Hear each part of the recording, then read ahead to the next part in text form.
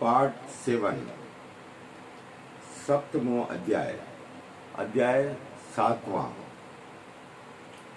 वैश्वपायन जी राजा जनमेजय से बोले कि हे राजन, नासकेत यमपुरी गए, वहां से पुनः लौटकर आए। इस समाचार को सुन समस्त ऋषि लोग आश्चर्य में पर गए और उदालक मुनि के आश्रम में आए तथा बड़े तपस्वी और व्रत करने वाले पूछने के लिए आए। उनसे कुछ ऋषि पक्षोपवास करने वाले, कुछ जल में वास करने वाले, कुछ नीचे मुख करके तपस्या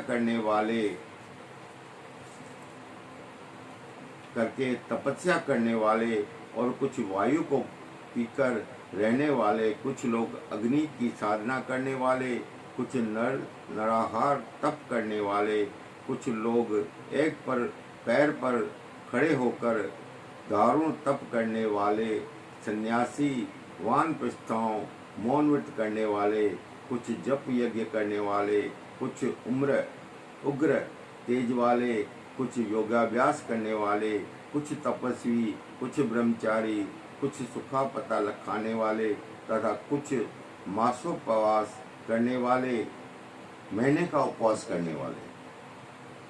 ये सब मिलकर महामुनि नासकेत से पूछने लगे कि हे उदालक के पुत्र, हे प्रयाग, तुमने बहुत अद्भुत दृश्य देखा है। महाभाग हे नासकेत, आप परलोक की कथा को कहिए। कैसा यमलोक और वहाँ मार्ग कैसा है तथा यमदूत कैसे हैं?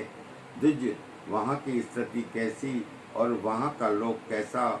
हे द्विज, वहाँ के लोग क्रोधी हैं या प्रियवता हैं तथा वहाँ नरक कैसे हैं?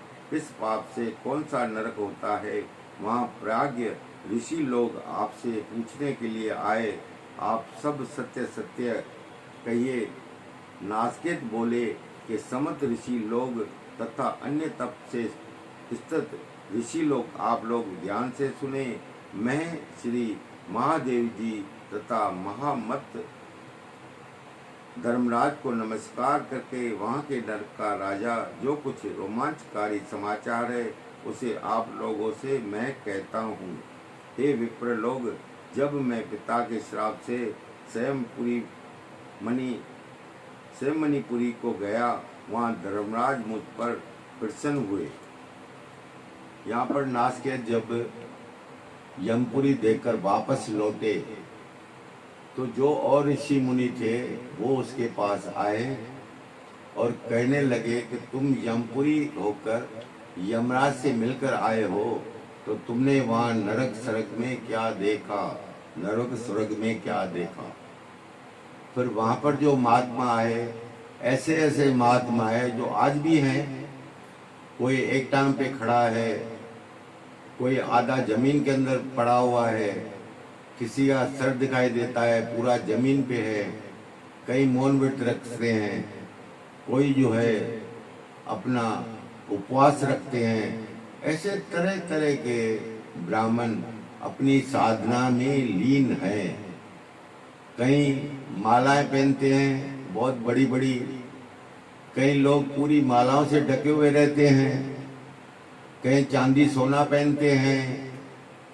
सब बोलते हैं कि हम सब योग के बल पर योग क्रिया कर रहे हैं।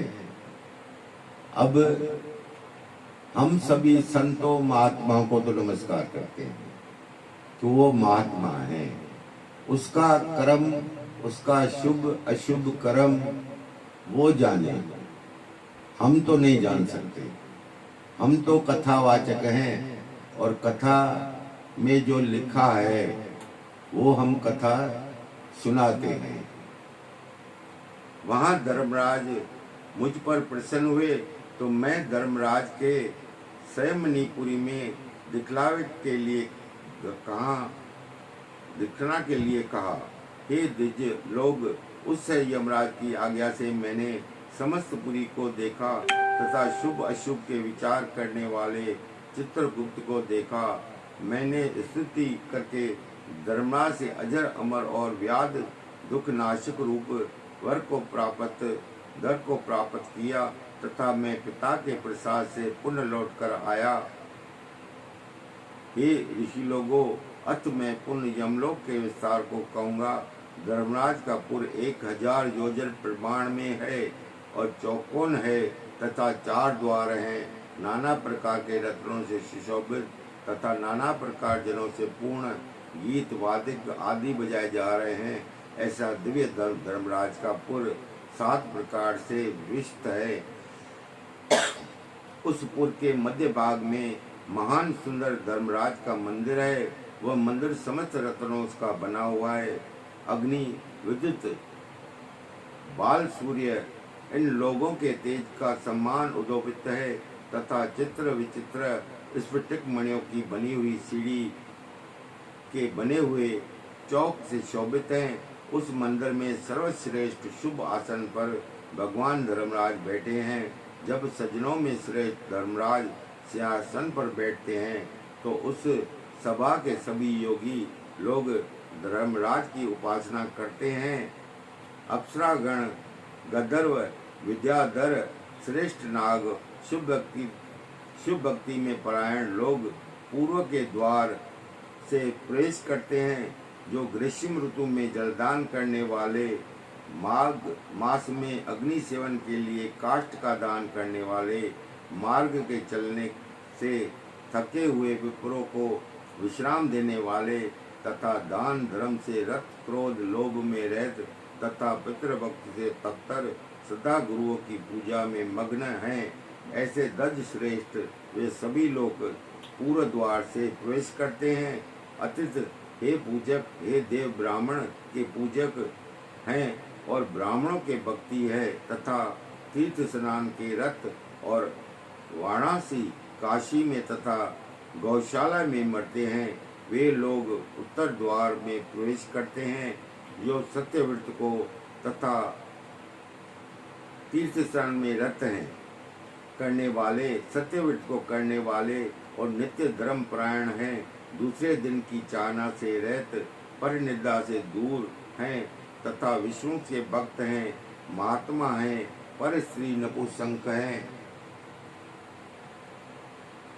पर स्त्री में नपुंसक हैं, नित्य धर्म कथा में लगे रहते हैं, पर हिंसा से रहत ये लोग पश्चिम द्वार से प्रवेश करते हैं। दूसरे जो नराधम हैं वे लोग दक्षिण द्वार से प्रवेश करते हैं। सदा मिथ्या बोलने वाले कुर और गुरुदेवों के निंदक और पुराण वेद मौमासा माता पिता के निंदक हैं, ये लोग दक्षिण द्वार में प्रवेश करते हैं। उस दक्षिण द्वार में उग्र मान का हाहाकार होता है और मैंने सुना भी है तथा उस द्वार के गार अंधकार है और नाना प्रकार के रोग हैं। उस दक्षिण द्वार में पाप कर्म करने वाले यमदूतों से पीड़ित बुजुर्ग तथा दारुण लोह दंड से पीटे जाते हैं।